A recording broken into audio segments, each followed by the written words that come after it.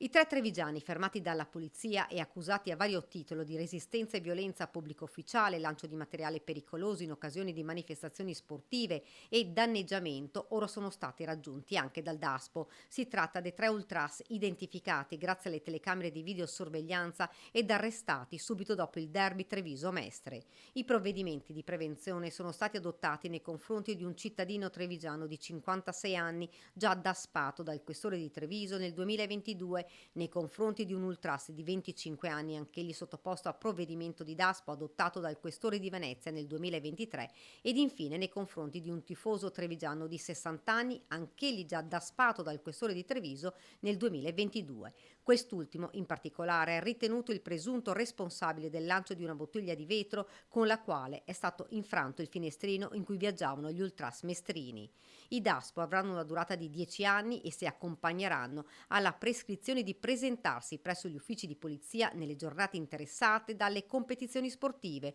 per la durata di 5 anni in relazione agli ultras di 56-60 anni e per la durata di 10 anni in relazione al tifoso 25enne.